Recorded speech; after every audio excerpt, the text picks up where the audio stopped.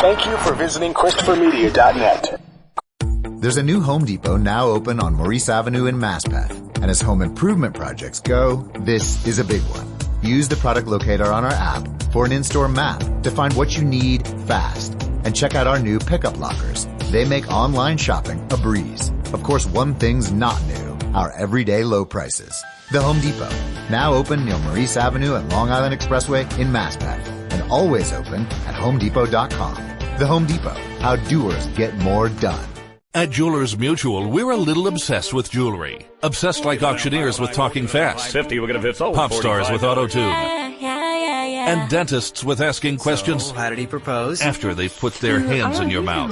Great. Yes, we've made jewelry our obsession for over 100 years. We love it so much we named our kids Ruby, Amber, and Opal. Venti soy latte for Opal? At Jewelers Mutual, we insure jewelry and only jewelry, which is why people who are also obsessed with jewelry trust us with theirs. ChristopherMedia.net. Christopher Media, let's make some noise. Welcome to Beer Nuts, a weekly excursion into the world of craft beer, brought to you by MichiganBeerGuide.com. And now, here are the Beer Nuts. All right, welcome to Beer Nuts. We are on episode one more than the last one. I think it's around 158, 159, but who's counting?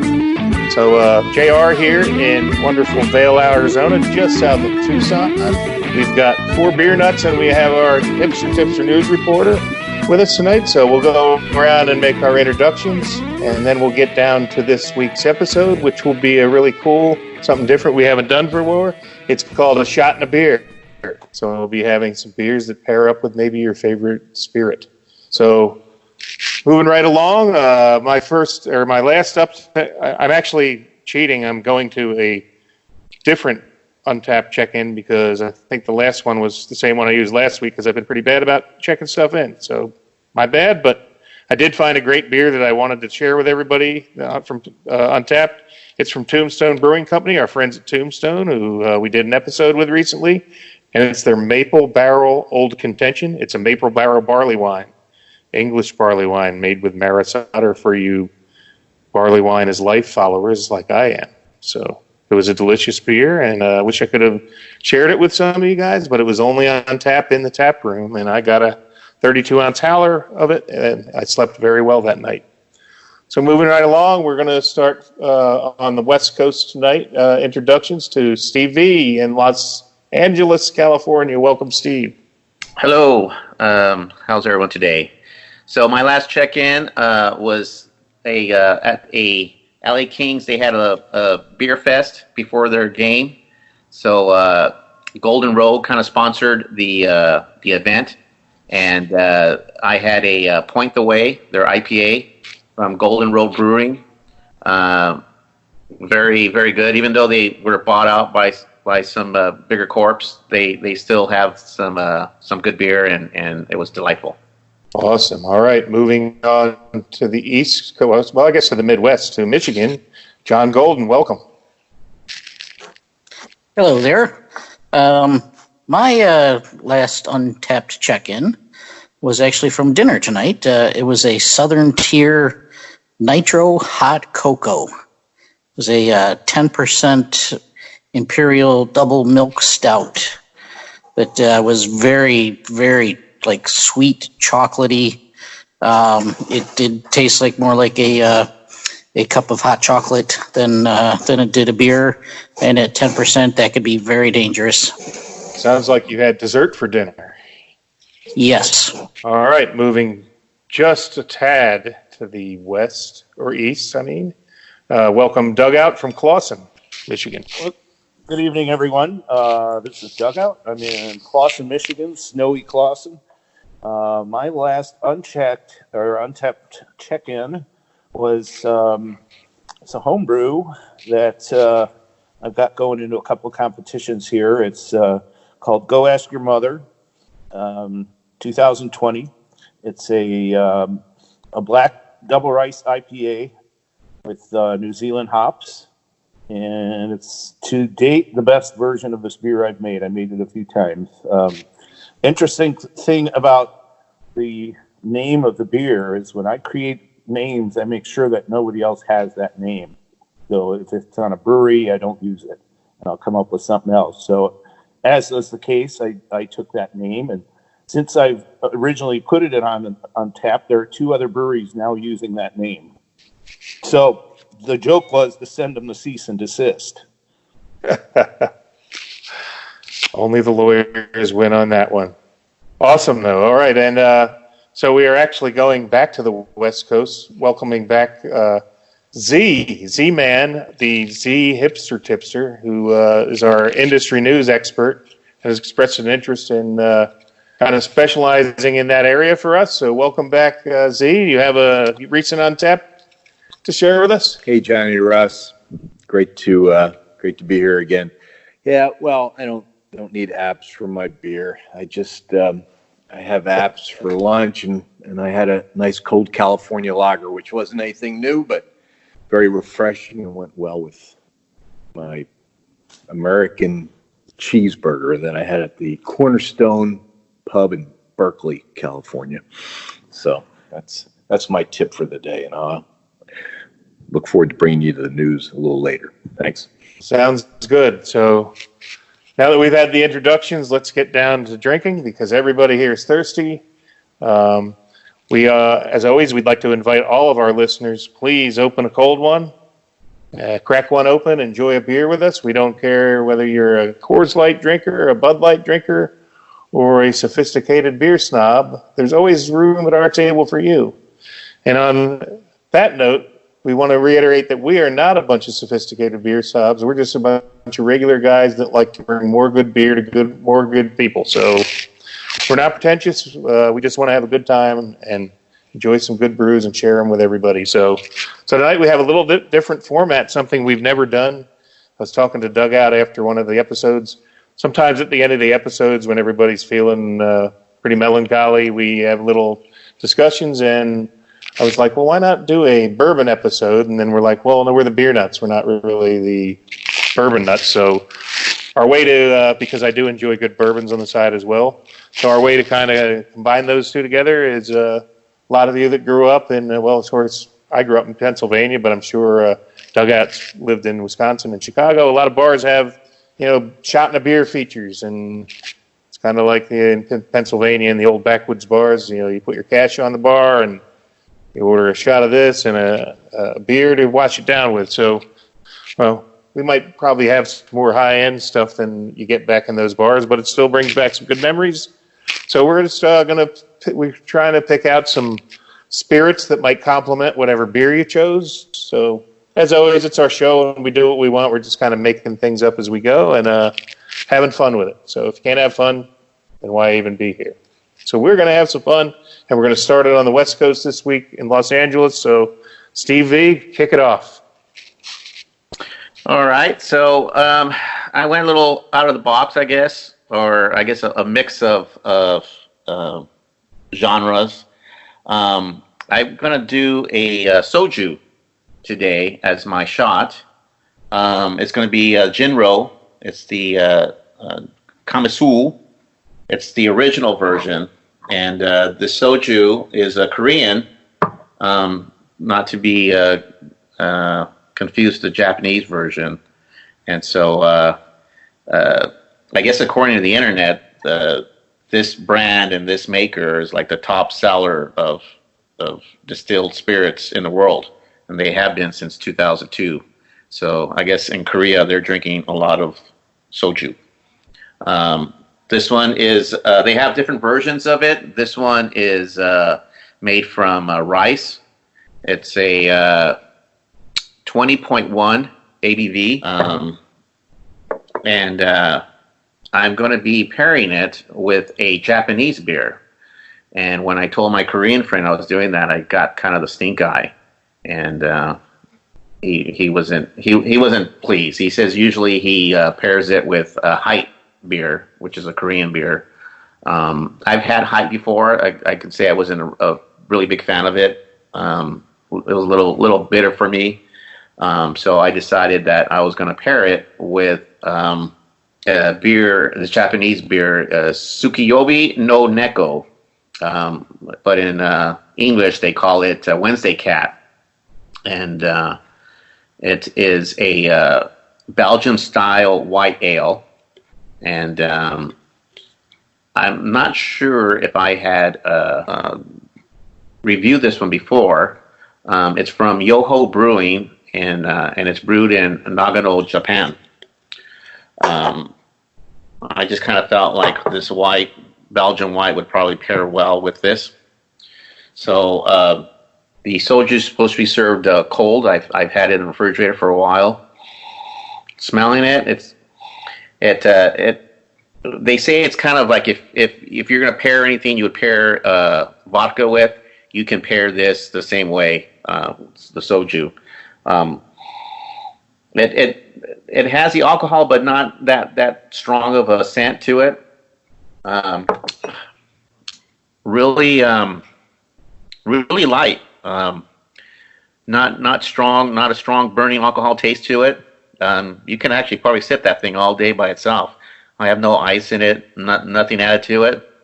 It's got a little, almost like a lemony taste to it, like they added some kind of fruit, but I want to say with these they're distilled in charcoal and bamboo, so I'm assuming that bamboo is where I'm getting that taste from. Yeah, very, very good. Just like I said, by itself. Pairing it now with my Wednesday Cat. Very good. Very nice pairing. You get the citrusy taste out of the with the spice flavor from the Belgian style ale. They pair well together. The citrus, it's really smooth.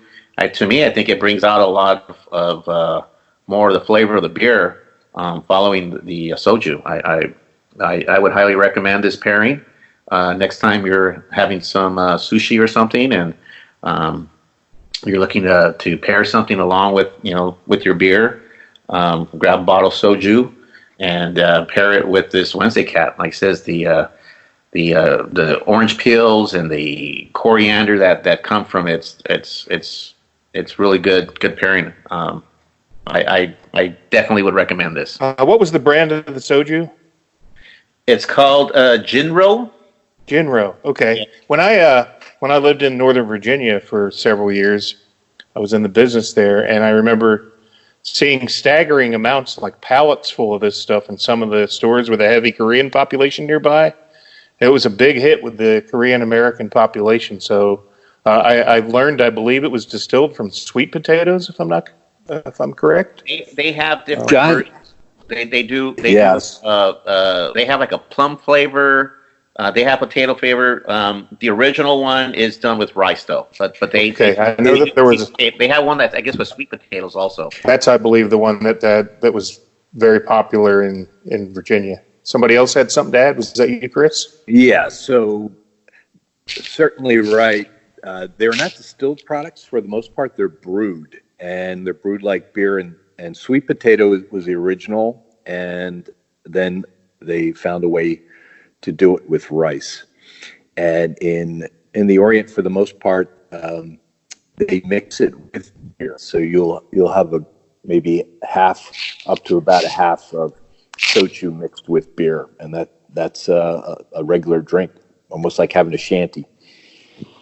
Well, that's a perfect way to start the Shot in a Beer episode, because I guess that's how they drink it culturally. So that's thanks for the enlightenment there, Chris. And thanks for bringing that in to start the show, Steve. Absolutely. Very interesting, and getting some cultural education here, which is always good. All right, well, I'm going to move on to my beer. I'm next, moving west to east this week.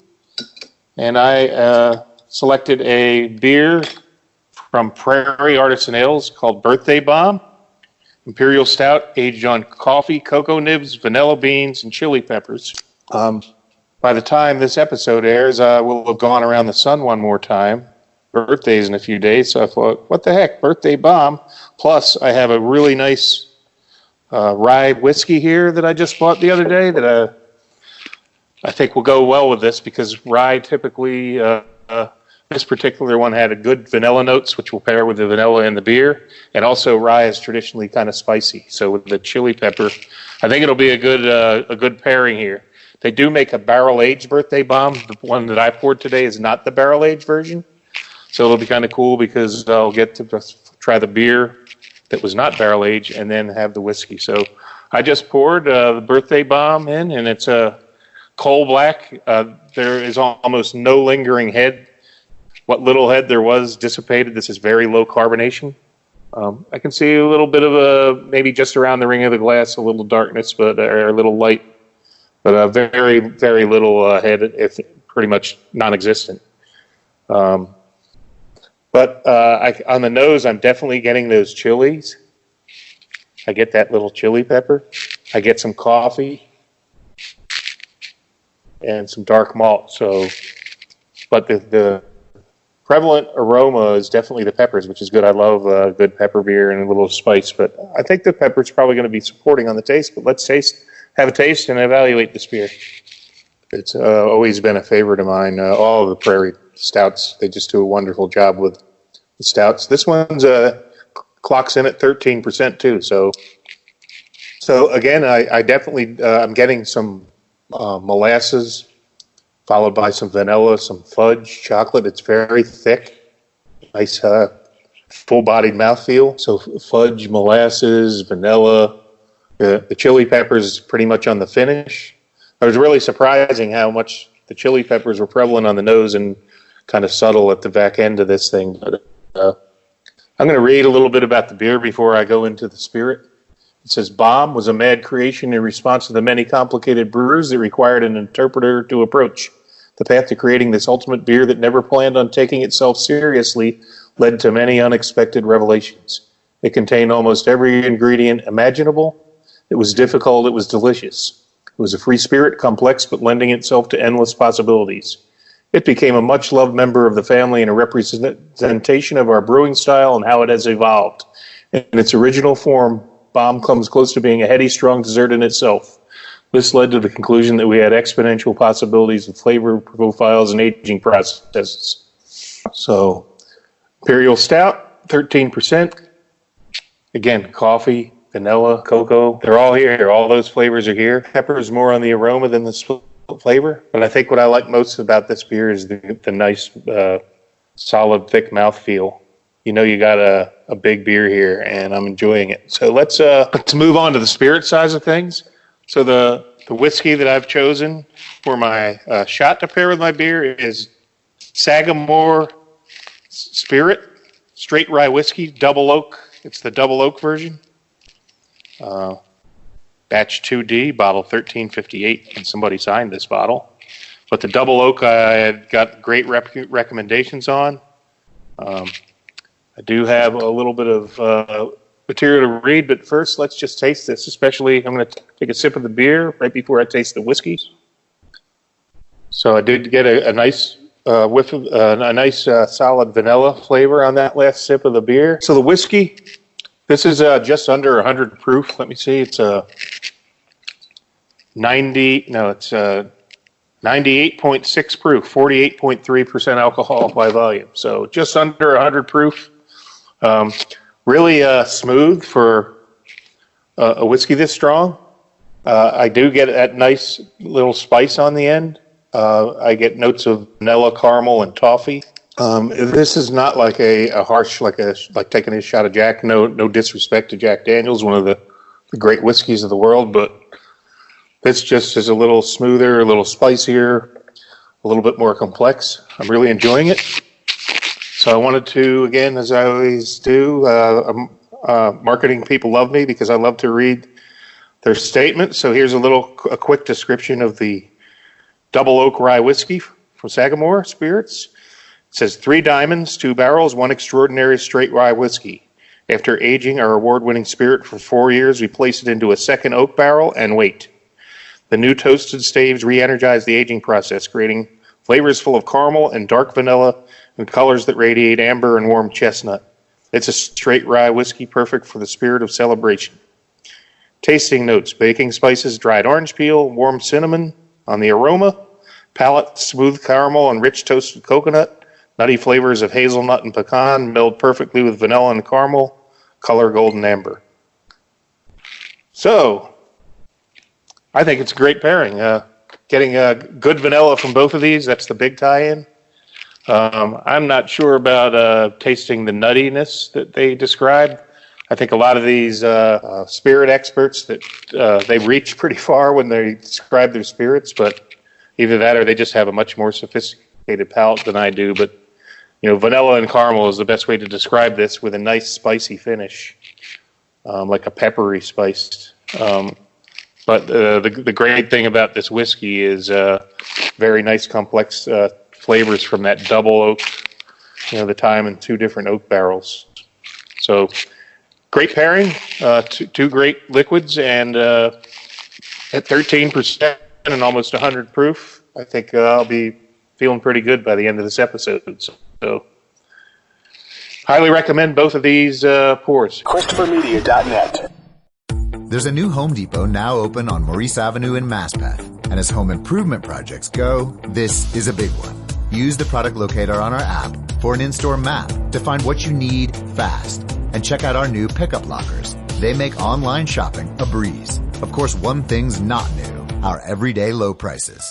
The Home Depot, now open near Maurice Avenue and Long Island Expressway in Maspeth, and always open at HomeDepot.com. The Home Depot, how doers get more done. There's a new Home Depot now open on Maurice Avenue in Maspeth. And as home improvement projects go, this is a big one. Use the product locator on our app for an in-store map to find what you need fast. And check out our new pickup lockers. They make online shopping a breeze. Of course, one thing's not new: our everyday low prices. The Home Depot, now open near Maurice Avenue and Long Island Expressway in Maspeth, and always open at HomeDepot.com. The Home Depot, how doers get more done. Me, but also you. The Pharaoh fast forwards his favorite foreign film, Powder Donut. Okay, what's my line? The only line I see here on the script is get options based on your budget with the Name Your Price tool from Progressive. Oh man, that's a tongue twister, huh? I'm sorry, I'm gonna need a few more minutes. Bulbous Walrus, the Bulbous Walrus. The Name Your Price tool, only from Progressive. The owl ran afoul of the comatose coxswain. Progressive Casualty Insurance Company and affiliates. Price and coverage match limited by state law. ChristopherMedia.net. All right. We're going to move to John Golden, and then, we'll have everybody go, and then we'll have Chris give the news. So, John Golden, you're next on the clock. All righty. So this is John Golden from Royal Oak, Michigan. And I have an interesting combination today. The beer that I have is a Perrin Brewing Company's Malted Milk Ball 2019. It is a Imperial Porter aged in oak bourbon barrels, which I believe are actually Woodford Reserve. It's made with cocoa, vanilla, and lactose sugar. This is a big beer, 12%. And I'm going to pair it with a chocolate coconut Stolichnia.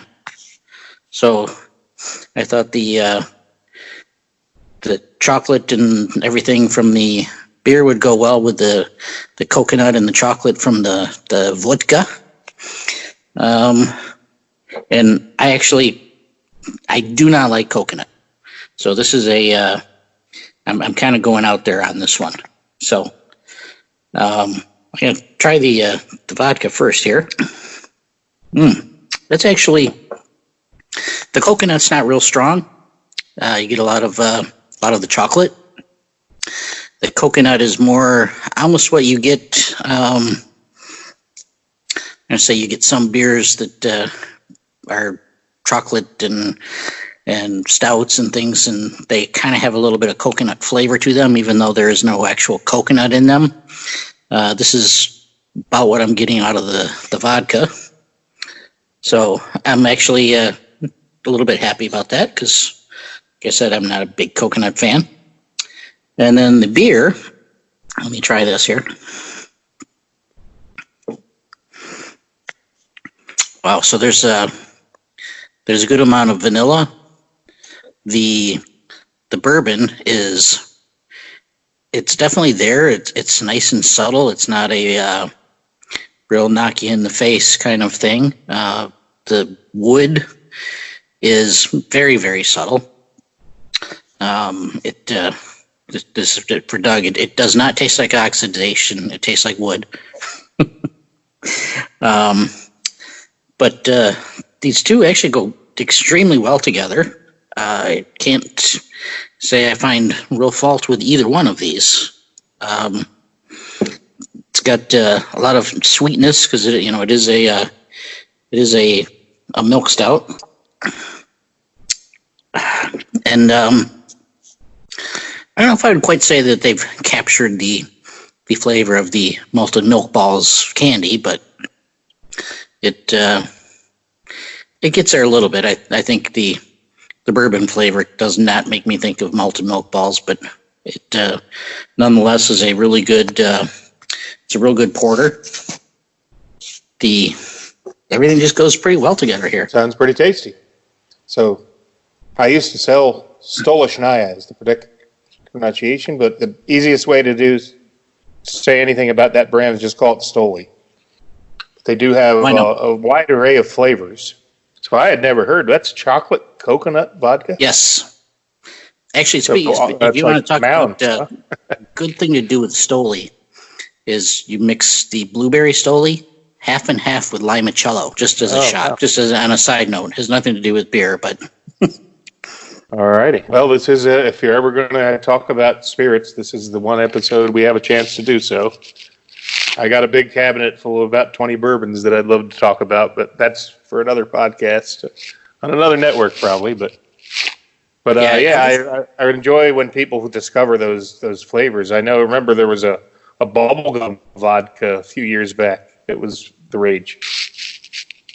Yeah, I was actually going to do this originally with just with some Jameson, and then I remembered that we do have this bottle in the back of the liquor cabinet, and it's been there probably for a few years. So I figured I'm going to go try this.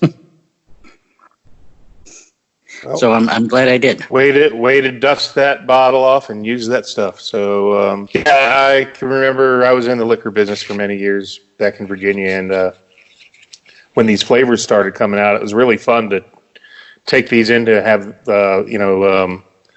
bartenders and mixologists create new things with all the new exciting flavors that came out. So it's kind of fun, and this is another example of that. All right. Well, thanks for that one, John. And I guess we're still staying in snowy Michigan with Doug out next. Yeah, we're heading north and east. How much snow did you guys get today? We've got about a good 6-7 inches, I want to say. Oh, wow.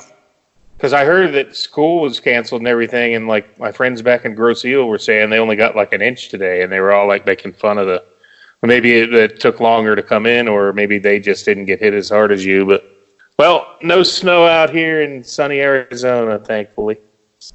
Yeah, a lot of this hit us really kind of late this afternoon. So they canceled school yesterday. Yesterday they canceled school for today. Okay. And basically everybody could have gone to school and they could have got home fine. It kind of came in a little bit late. Really, tomorrow is more like that's the day they should be canceling, which they probably will because we've had a very mild winter and all of these built-in snow days have not been used, and all these teachers are like, we get snow days. We want them. Well, no snow days here in Arizona. All right, let's go to Dugout for his beer shot. Yeah, it was really treacherous on the way home in the afternoon, and I think that's the reason why, they've got those days to burn, but it was pretty bad trying to drive around and having a mild winter. People forget how to drive. They don't know how to drive here to begin with, but they really forget any kind of semblance of driving when a little bit of snow and ice hits the road. So multiple accidents coming home today. Made for an interesting commute. Anyways, for my Untapped check-in, I had a home brew, and for this episode, I've also pulled out a home brew. And what I've got, this beer actually won a silver medal in the Michigan State Fair, and what I have is Laphroaig Scotch Barrel-Aged Baltic Porter. And I am pairing that with with a 10-year-old Lefroy, because why not, right? Awesome. Barrel aged and Scotch. I've heard that beer is fantastic. Well, I'll tell you what, I had opened, the last couple I opened were foam bombs, and I think Greg had one, and that was really foamy. But this particular bottle, and this is one of the last couple remaining, because this is this got to be about 2 years old now, right?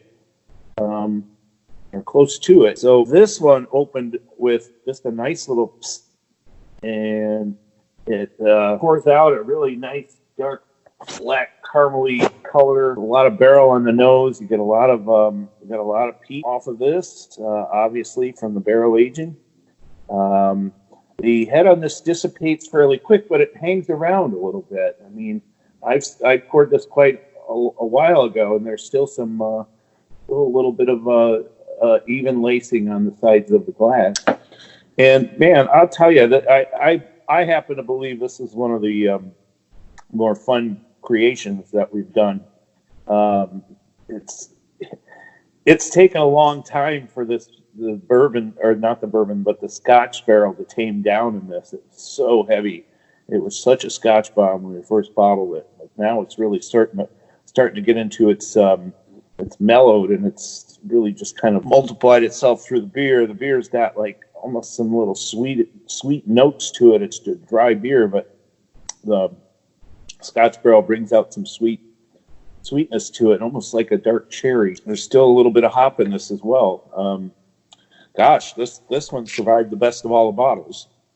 Now we're moving to the Scotch, and anybody knows Scotch, they know Lefroy has lots and lots of peat in it. It's very earthy. As you drink this, and if you've had a good night out on this, your whole body smells like peat the next day. It just comes out of your pores. But what a wonderful Scotch. I mean, I've grown to really love this one, and probably one of my favorites, definitely in my top 5 of any Scotches. It's just outstanding, and it pairs so well with this beer. It's just back and forth, back and forth. It's not really a wash down per se. It's just a great, sort of marriage of the two flavors, especially since that same Scotch is in the beer. I'm enjoying this. I wish I had a bunch more of these bottles, but in this kind of shape. I know some of them didn't survive as well, but every bit worthy of the silver medal it got in the state fair, and that nice little rosette. I guess they're red, aren't they? Yep. Yep. Okay. Blue ribbons, red ribbons, and white ribbons, right? Yep. But yeah, it was interesting. The state fair. I don't know if anybody's ever been to a state fair, but at least in the Michigan State Fair, I mean, they of course have the cows, and they've got 1,500-pound pumpkins, and I almost felt guilty walking away with a ribbon like that when I saw somebody grew a 1,500-pound pumpkin, or they trucked all these freaking cows and goats and pigs and stuff. Imagine all the effort just to get that same rosette, it just. But they didn't actually make the cows. No, they didn't make the cows, and I don't know if they're a couple of cows together and said, "Have another." Like good competitions. My sister does a lot of crocheting, and she does state fair circuits too, and county fairs and things like that. She gets the same awards, but man, for her to make an Afghan out of a crochet takes her weeks and weeks and weeks. And this is just like you brew it, and then you set it in motion, and then you wait for weeks and weeks, but you don't do anything to it. I don't know. I'll take the ribbons anyways. I'll take the accolades. This was a fun experimental beer. We did 2 of them. We did this Baltic Porter, and then we did a wee heavy, both in the Scotch barrels. Both beers came out really, really good. Well, I just want to say I know there's a lot of people that try like a Scotch barrel aged beer with a real peaty Scotch Barrel, and they're like, "Oh, that's terrible. I don't. That's a terrible beer." Well, no, it's not a terrible beer. It's just you don't have the palate for the peaty Scotch because not many people do. But I used to sell Lafroig, man, and that's a mean Scotch. That's not for the weak. That's for somebody that has a little bit of a refined palate and that can appreciate the strong peaty flavor. I've got a lot of beer friends that know that I like the peat and that I've been able to access some good beers. I know Brewery Vivant used to do, what was the name of their peated Scotch barrel aged? Does anybody know that? I know that it came out once a year, and there were people that bought it, and they bought a 4-pack, and they're like, whoever wants the other 3 can have them for free, and I'm like, yeah, I'll take that. But yeah, it's not for everyone, but it is for me. And I don't know, Doug. I think it sounds like these are pretty much extinct. But if you have even one bottle left, I'm begging you to send one in the next box you send to me because it's right up my alley. And Lafroig, I can't speak highly enough. One of my all-time favorites. Yeah, I know I got at least one more bottle left. I'll put that to the side for you. No guarantees on, if this one's going to be as good as this one. I know Greg's tasted good, but had a lot of overcarbonation in it. So, and it didn't start out that way. So yeah, one thing too with the Lafroig, especially the 10-year, I say that's about the peatiest Scotch that you could ever get. Maybe not. Lafroig or Lagavulin pretty high up there too. Yeah, so is, I don't find it as peaty. I found that you get into the 16-year-old Lagavulins and even into some of the Ardbegs and stuff. The Ardbegs, yeah. They're still peaty. They're peaty, but they're not that just in-your-face peaty. They're much smoother. Where that 10-year-old Lafroig, and it was described to me one time, and I have to totally agree, is that when you smell it, it smells like a box of Band-Aids. Back when Band-Aids used to come in the metal tin. God, you're old. Yeah. I'm dating myself. Right? My favorite story. That was a perfect explanation for how it smelled, and I think that 10 year is just the peatiness just comes through. It's not smooth. It's just in your face peat, and you like it or you don't. Well, I like it a lot. So my favorite story on selling Lafroig, I used to sell to the military, and I remember the buyer I should probably not name the account, but it's been so long ago, the same manager's not there, but I think it was the Quantico Marine Corps Exchange that I used to sell direct to. And the guy, I'd go down there, and the guy would go through all my stuff and place an order. He'd say, yeah, give me 2 cases of that Leapfrog. Because it's Laphroaig. And he called it Leapfrog. And I'm like, you know what? I'm getting the sale. I'm getting commission on it. You can call it whatever the hell you want. But, yep. So, Leapfrog, whatever. Great Scotch, but not for everyone. It really isn't. It's probably, I'd say the opposite of it would be Dewar's, which is one of the most latest blended Scotches and truly a huge seller. And no disrespect to a great brand, but if you're looking for the 2 opposite ends of the Scotch spectrum, you're talking Dewar's on one end, and then you got your Lafroigs, your Lagavulins on the other. So great stuff, Doug. I actually had a bottle of Goose Island Islay, I think it's called, a Scotch barrel aged Goose Island beer. I have 3 bottles in my cellar that I found tonight, and that's how much I love. They made the cut to Michigan because I love Scotch barrel aged stuff, and I just didn't have a good Scotch, which was a revelation to me. I just don't have a good single malt Scotch to pair with that, so I passed on that. But I'm glad because we kind of got a good cross section of stuff here tonight. ChristopherMedia.net. There's a new Home Depot now open on Maurice Avenue in Maspeth. And as home improvement projects go, this is a big one. Use the product locator on our app for an in-store map to find what you need fast. And check out our new pickup lockers. They make online shopping a breeze. Of course, one thing's not new, our everyday low prices. The Home Depot, now open near Maurice Avenue and Long Island Expressway in Maspeth. And always open at HomeDepot.com. The Home Depot, how doers get more done. There's a new Home Depot now open on Maurice Avenue in Maspeth. And as home improvement projects go, this is a big one.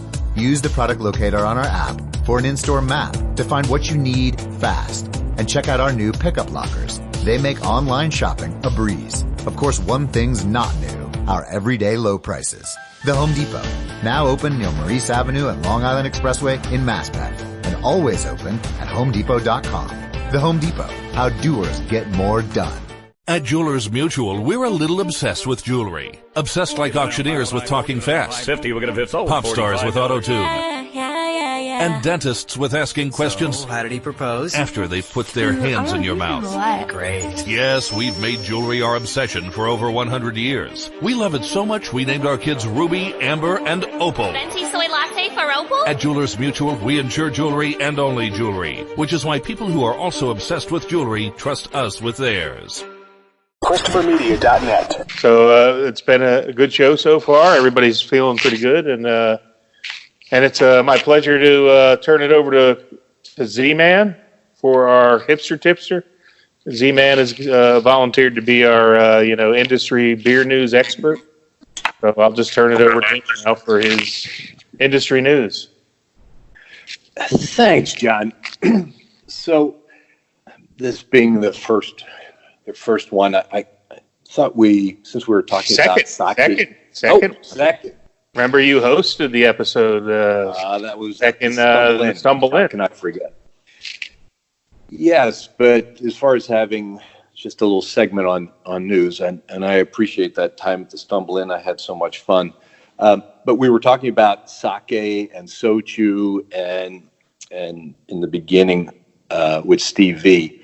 And much like beer, they're brewed. And the reason they're able to be brewed the way they are is because of the specific yeast strains that they were able to develop to produce those products. So much like wine and champagne, there are special yeasts that either produce bubbles or in the product or doesn't, or the bubbles just go through the carbon dioxide and it doesn't make it an effervescent product. But that is the basis for all you brewers out there that make your craft brew at home and enjoy the craft beers in the bars. But yeast strains now have been further developed and developed in such a way that they're producing products that they couldn't produce before.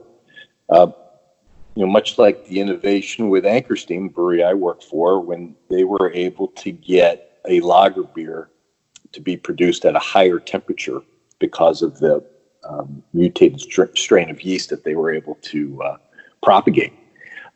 Now the latest is these seltzers, and what they're doing is they have finally found a yeast that's able to work off of the sugar from beets, so beet sugar, which no one really thought of brewing with those before. And so they're taking those and they're able to produce a product that virtually has no taste. And they're taking that, they're putting high concentrated flavorings in it, and so you're getting almost to the point of a ultra light product that has 100 calories, maybe 2 carbs. It's pretty much club soda with a little flavoring in it, and a little bit of most of the calories come, if not all of the calories, come from alcohol. So that being said, this seltzer business, which is $1 billion business already, is set to more than double this year, which is pretty incredible. We thought that when they came out with Not Your Father's Root Beer, that was going to be a whole new segment, and that was the newest segment, and all these, they call them FMBs, flavored malt beverages, that was going to be the thing. But they were using just the sugars produced from corn syrup, pretty much, to make those products. And that creates the higher alcohol, but also the higher calories and carbs, which people don't really want. And then when they started labeling the product and you found out that a tall can of the Bud Light Strawberryta had as many calories as 3 McDonald's milkshakes, people said, well, maybe, I need to go back to my light beers. So these seltzers are, in essence, like making a light beer. They're very hard to make. Light beers are the hardest. Light lagers are the hardest beers to make because you can't hide anything because there's virtually so little flavor. And so they're the hardest ones to make. So connecting the dots there, Coors Seltzer is the latest seltzer to be brought out. Everyone probably has heard of White Claw and Truly. There's every brewery, even craft breweries, trying to run into the market to produce these seltzers. But I was the Molson Coors National Meeting. They just debuted Coors Seltzer, which is interesting, and they have another one called Vizzy. So you can add that to the list, and I'm sure there's going to be 100 labels in the next few months, just getting ready for summer and being launched. But that being said, we're talking about how hard it is to make light beer. The latest light beer, Yuengling's upscale light beer called Flight, F-L-I-G-H-T, 4.2 ABV, 95 calories, 2.6 carbs. So an ultra light competitor, but not quite as light as ultra light. Because again, very, very hard to get down to that less than 100 calories and less than 3 carbs. Pretty hard. So that's the latest one from them. And then, a little bit about the Miller Brewery. I don't know if you all remember, so maybe this is less news and more history lesson, but the Miller Brewing Company in the 70s was purchased by Philip Morris. And they had taken a brand that was in their stable, Meisterbräu Light, and they had a Gablinger Light, and those brands, that yeast strain that they had, that turned into Miller Lite, and that really launched the brewery. Way down the road, Miller Brewing Company sold Miller Brewing Company to South African breweries, which then was sold off to Anheuser-Busch. But Anheuser-Busch, because of the federal trade laws, they couldn't own the business in the United States. So they had to sell that off, and they sold that off to Molson Coors. So Molson, Coors, and Miller pretty much run from Canada down through the U.S.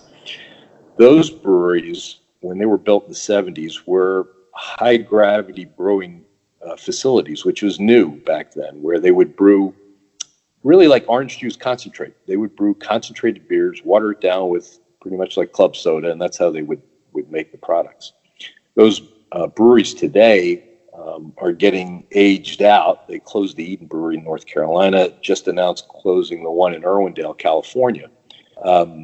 But through technology, they're able to take the facilities that they still have running and pretty much quadruple the amount of beer they can get out of them. Those Miller breweries also brew all the PBR, Schlitzoll, Milwaukee for the virtual brewer, Pabst. Pabst does not own any brewing facilities. They do everything through contract brew, most of it done through Miller Coors. And Sam Adams, all of the Sam Lager and a bunch of their other products are also produced by the Miller Brewers via contract. So with these breweries closing and with consolidation that's coming out, I don't know if you heard about it today, but there was a mad gunman at the original Miller Brewing facility in Milwaukee, and 6 dead, including the gunman that was fired from the brewery. And that particular plant was the original Miller Brewing Company that is right across the road from the original Harley-Davidson manufacturing plant. So that's how we're tying all of our brewing history together with the theme of yeast, consolidation, and figuring out how to brew new, lighter products, which are the hardest to make. And there's my segment for today, my first for news segment. I hope you found it interesting. Well, interesting, but kind of disturbing for those of us looking for flavor, because what they're telling us is that most consumers aren't looking for flavor. They're looking for lower ABV and lower calorie options. And that is correct. That's that's a reality, and it's where the industry is heading. But for those of us probably listening to this podcast, probably not where we want to go. But you can't ignore it. It's where even craft brewers are trying to produce these seltzers now, and we've already made a pact as Beer Nuts podcast. I guess keepers of the theme. We are not going to ever do a seltzer episode because we don't really feel that's what craft beer is about. But you cannot ignore the industry. It's where there is volume, where there are a lot of drinkers looking for these low-cal. Now, I will say, and Uncle Pete would be happy to know this, low-calorie brewed IPAs are making a big hit. And that's probably a segment where we could maybe compromise and say, well, yeah, I could have that, because if you're trying to lose weight and still, be in the craft world, why not have an IPA that still has flavor, but, low carbs and calories? I'm looking for that. But well, I thought what was interesting is that I know all the beer nuts are beer geeks and they're into the craft world. I thought I could bring a little more a different part, something that you guys don't really follow and don't know a lot about, or don't really have a passion for. But it is the money that fuels the whole industry, right? That the money that they make by selling those fizzy yellow light beers is what has enabled them to purchase Lagunitas and all the other craft breweries that have been purchased over the last few years.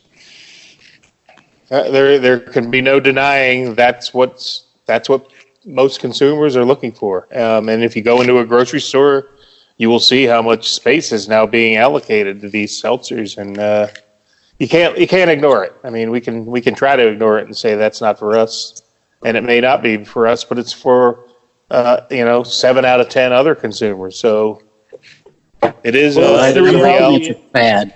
It's the I'm hoping it's a fad, sale. just kind of like Zima was. This is really just the reincarnation of Zima. I disagree. I think the category is going to be here to stay and stay here to stay for a while, because people are more calorie conscious and health conscious. That being said, craft beer is not going away either. But there are always going to be, we can see this craft beer bubble kind of bursting, and consumers are looking for something different. I'm involved in a hard coffee beverage. That's something different. People are looking. They're looking for new, different things, and the seltzers have been a big hit. Can't deny it. No, it's just the latest part of the overall alcoholic beverage industry that is surfacing, and people are trying it and they're enjoying it. And not to say that, we don't enjoy our craft beers, but it's interesting to see what other items people are putting in their basket, the shopping cart, when they're picking up their craft beers. And one of them is absolutely a mixed variety pack of seltzers. And we're seeing more and more craft breweries developing seltzer brands, and they're even putting it on draft. And that was the other article that I was reading this morning that was talking about kegs of craft-produced seltzers that are cropping up on premise. They're not really big yet, but it's already out there, and it's interesting. It just goes to show how diverse the industry is and how more segmented it's getting. It's long tail theory, right? So you have the light beers, which are right up at the front, and it goes now straight all the way down to alcoholic kombucha and tea and seltzer, and gosh, who knows what the next thing is? Maybe it'll be a combination of all of the above. I think the next thing will be... and it's interesting in that the breweries that just stick with solid beer are moving towards those trends too. So, like Bell's has their own, what would you call it? All day IPA, right? I mean, Founders has had that going for a long time and has banked a lot of money on those brands, on that brand in particular, where people just come, they're just hooked on it. You're absolutely right. A segment opens up, everyone dives into it, and then they hope for the best that it becomes a money-making category. Whether it's, again, the hard root beers, the hard coffees. Heck, back when Zima was introduced, there was White Mountain Cooler, Matilda Bay. What was the other one? Dewey Stevens from Anheuser-Busch, Bartles and James, and the original California Cooler. But what are they? They were just sugar and alcohol. Sure, and let's not forget Seagram's in that mix too. Oh, Seagram's Golden Wine Cooler. It was they had one that looked like it was the old Michelob bottle, the Seagram's Golden Wine Cooler, and then that permeated into every flavor under the sun and combination of flavors. And that's still a healthy segment that drives North American brewery. Well, and I see Corona is hitting, if it hasn't hit yet, it's about to hit. Corona has a full line of seltzers coming. That is correct. And I would expect those to do some damage on those, on some of the other brands, price point notwithstanding. But, you think of White Claw, and first time somebody brought that to my house, and I'm like, and it was a party, and people bring things, and they had one and they left them, and I'm like, and they brought a whole 12-pack, and I'm like, okay, this is disgusting.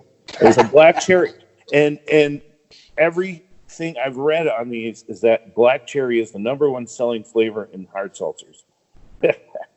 It took forever. I finally a year later had another party, and then I put them all out, and people drank them. And then I'm like, good riddance. And then somebody else a week later brought another 12-pack. Yeah. Well, so that's the industry continues to fragment, and while the craft part of the business is a passion for all of us here, it's interesting to take a little history on what has happened in the past and what has brought us here today, and some of the new things that are going on. So yeah, when I saw craft seltzer, I was a big eye roll, but it sort of makes sense for the Yuengling Brewery to try to come out with an ultralight. So in the markets where they do service, to have a competitive brand to put on the shelf. All right. Well, thank you for sharing that information with us. Kind of sobering after all these shots and beers to hear about the seltzer movement, but it cannot be denied. It's here, and I think it's here to stay. Some people think it's a fad, and we can only hope it'll go away like the hard root beers, but I think it's here to stay because I think there's a lot of people calorie conscious, health conscious. That being said, you have our promise as the Beer Nuts podcast. We will never do a seltzer dedicated episode. Oh, that's why it's my job to share some of the news.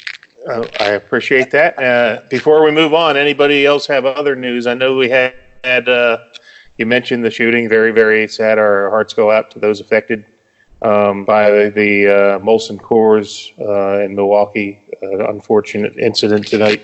And I guess we had some news about Dark Horse. Anybody share that? Who's the guy that took over for Dark Horse? Dark Horse was sold to Roke Brewing, and I think they've made some pretty major changes over there. And I know that some of the local people in Marshall weren't too happy. Dugout, do you have anything to add to that? Well, they brought in they're bringing in Adam Lambert, not the guy from Queen and Adam Lambert, but different Adam Lambert. Adam Lambert, from when I first met him, was at Dogfish Head, and then he had moved from Dogfish Head to New Holland, I believe, and then he did Virtue Cider, just right down the street. Greg Hall from Goose Island, that's his cider house. And then I believe he went to the Brewdog over it's in the Cleveland area, I believe, or Columbus, where every chain starts in Columbus. They got a beer hotel there. Brewdog does. And so now he's coming from Brewdog up to Dark Horse Roke. Roke is just interesting because, they're the amount of beer they sell is minuscule. It's just tiny. I've got a couple beers of theirs that I like. There's a couple I just think are meh, but but Dark Horse is the other. I mean, Dark Horse had a TV show. What was that? The History Channel or something? It didn't last long. It did not. I mean, they were so irresponsible throughout the whole show, and you're like, oh, this is going to crash and burn, And they didn't show any, like any kind of responsibility towards their jobs. They blew a great opportunity. They really did. Yeah, they got some good beers. I mean, Smells Like a Safety Meeting is incredible, and the backstory on it's funny. So, I mean, good luck to them. I mean, I think if anybody can turn him around, Adam can do a good job with that stuff. So, wish him well, and definitely wish Dark Horse well. And Roke could be that just kind of snake in the grass, hiding there, waiting to blow up. That blow your face off double IPA from them is that's killer. Outstanding, man. It is. And bourbon. Don't forget. At one time, Bourbon Barrel Plead the Fifth was, out of this world. And I think in the later years, the barrel influence in that beer became almost minuscule. Whereas the early years, it was a great, nice barrel-aged beer. People would wait in line. The 4 Elf Party was one of the most popular beer events in Michigan. And then I don't know what happened overnight. Things just went south and no one goes anymore. It used to be one of the premier events. So... well, we'll see what happens. At least they're rebooting. There's hope. Anybody else have any other beer industry news? If not, instead of closing the show, does anybody else have a second beer? Because I do. All right, so I'm going to close the show out with one final shot in a beer, because that's how I roll. So I'm not going to spend any time reading any brewery descriptions. I'm not going to spend any time reading any spirit descriptions, because both of these libations are top shelf, world class, and need no introductions. So I have rolling out from my cellar a 2014 Bourbon County, Goose Island Bourbon County brand coffee stout from 2014, 6 years old. Pre-ABI ownership, so when Bourbon County and Goose Island was still independent. So a lot of people would probably think, oh, the coffee's gone in that, because the coffee usually fades, but it's not, because I'm smelling it, I'm smelling coffee, and I'm tasting coffee. And I'm not going to go into a long, convoluted, complex, not going to give a lot of descriptors. I'm just going to tell you this is unbelievably fantastic. And I have one or two of these left. I might even send Doug out one if he sends me that home brew he has left. So, because after all, Dugout has a lot of history at Goose Island. But only one bottle in my, well, I shouldn't say only one, but one bottle that stood out to me as maybe that would be appropriate to taste with a beer this special would be a very elusive bottle that's very hard to get in the bourbon world. It's a bourbon, a sour mash whiskey. It's Kentucky straight bourbon whiskey at 90 proof by the name of Elmer T. Lee, affectionately known as ETL in bourbon circles. Elmer T. Lee, with 50 years experience, has produced some of the finest bourbons ever bottled. This is his own private selection. That's all it says on the bottle. It's 90 proof, Buffalo Trace Distillery. But one of the finest bourbons in my cabinet, and one that is highly sought after people. I had a friend of a friend do a favor to get me this bottle. It's very, very elusive. So just thought it would be a good combination to close the show out. I'm not going to say how they tie together or anything. It's just two unbelievably great a beer and a spirit that were among the top shelf of my collection. And I thought it would be a great way to end the show. So actually, can I mention one? Please do. I'd like to mention one other one, and especially this is kind of appropriate for a upcoming holiday, is the classic Irish Car Bomb. That's your ultimate shot in a beer there. Well, as luck would have it, I'm glad that you mentioned that, because Dugout can back me up on this, because he helped me brew it. My most successful home brew ever brewed was the JR Irish Car Bomb Stout, which was brewed with, I took a mason jar and filled it with, I think, 10 ounces of Irish cream flavored fresh ground coffee with a half a bottle of Tullamore Dew Irish whiskey. And what was the third ingredient? Oh, 2 vanilla beans. Cut down, sliced down the middle, and scraped out completely, and then steeped in that a mason jar for 3 weeks. So Beautiful. take those ingredients, and then dug out, and I brewed the same batch of Imperial Stout. And after the stout was ready to keg, I took a French press, took the contents of the jar, put it in the French press, and filled the jar up, or the French press up with a little bit of the stout that we're ready to keg. Let that sit about a half hour. Then I French pressed it into the bottom of the keg and racked the stout on top of that. And it's hands down the best home brew I ever made in my life. And Dugout will vouch for that. You know, some of my home brews lingered for a while, but I had people begging me for like howlers and growlers of this stuff, and it disappeared quickly. So that's my story. I'm sticking to it. Dugout, you can confirm. Yes, indeed. Gosh, that was I took the other half of that and turned it into Spumoni Stout, didn't I? I don't know. I think you brewed your own batch of the same base stout. I think we brewed like a huge batch of the base, but then I took half of it and did my thing, and you did your thing, and your Spumoni Stout was probably a gold medal winner if you had entered it. I don't know if you did, but I remember that was another like ridiculous. The base stout we had of that thing was probably the key to glory, but I know that having those other ingredients. I remember the biggest challenge for me was getting the Irish cream in there, because you can't just add like Bailey's to your beer; it'll curdle up and ruin everything. So then I was going to put like a syrup in there, like the coffee shops use. And the lady at the beer store was like, "Well, why would you do that? We have Irish cream flavored coffee." And I'm like, "Duh." So that's what I did, and it was a home run. I still have the recipe, and I got to find a brewery that will let me like contract brew that thing. It's the best beer ever. And St. Patrick's Day is coming up, man. It's too late to brew it now for St. Patrick's, but next year we're going to make it happen somehow, some way. Any other final comments, guys? Great show. Thanks, Chris, for joining us. And I know that maybe not a lot of people are seltzer fans, but you know what? We need to know that this is where the industry's going, for better or for worse.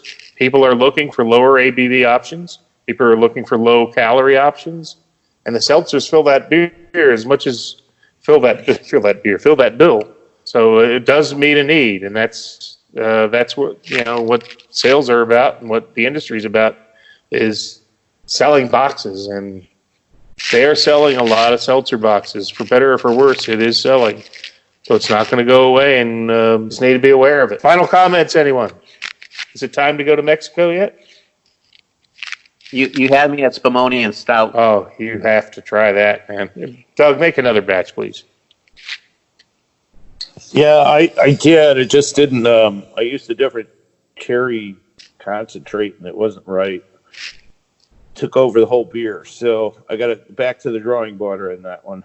Well, all right. Well, I think everybody's feeling pretty good, so thanks for joining us tonight. I wish Chris was here, because he would tell us on all the great platforms you can find us on. I think it's Spotify. I know we're on Spotify. Spreaker. iTunes. Apple. iTunes, I think, is defunct, isn't it? Isn't it now Apple Music? I don't know. That's why we need you back, Chris. God, come on. Get back to us. You got to be thirsty by now. Hates only goes so far. We're on Google Play. Google Play. We are on Google Play. So pretty much any of the major.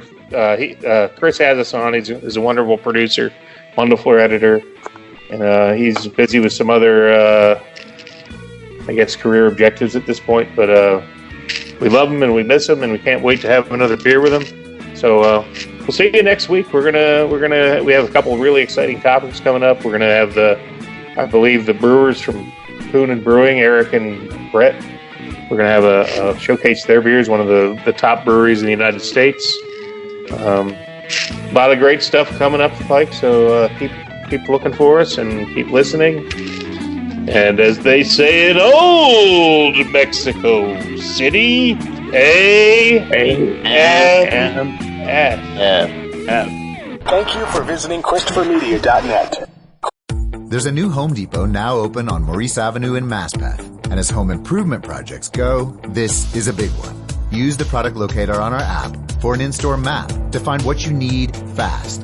And check out our new pickup lockers. They make online shopping a breeze. Of course, one thing's not new, our everyday low prices. The Home Depot, now open near Maurice Avenue and Long Island Expressway in Maspeth, and always open at HomeDepot.com. The Home Depot, how doers get more done. There's a new Home Depot now open on Maurice Avenue in Maspeth, and as home improvement projects go, this is a big one. Use the product locator on our app for an in-store map to find what you need fast. And check out our new pickup lockers. They make online shopping a breeze. Of course, one thing's not new, our everyday low prices. The Home Depot, now open near Maurice Avenue and Long Island Expressway in Maspeth, and always open at HomeDepot.com. The Home Depot, how doers get more done. ChristopherMedia.net. If you like this show, please tell a friend. Please make sure to rate and comment on all your favorite Christopher Media shows. Please follow us on Twitter and like and share us on Facebook. You can subscribe to all ChristopherMedia.net shows for free on ChristopherMedia.net. Thank you for listening, and thank you for visiting ChristopherMedia.net. Thank you for visiting ChristopherMedia.net.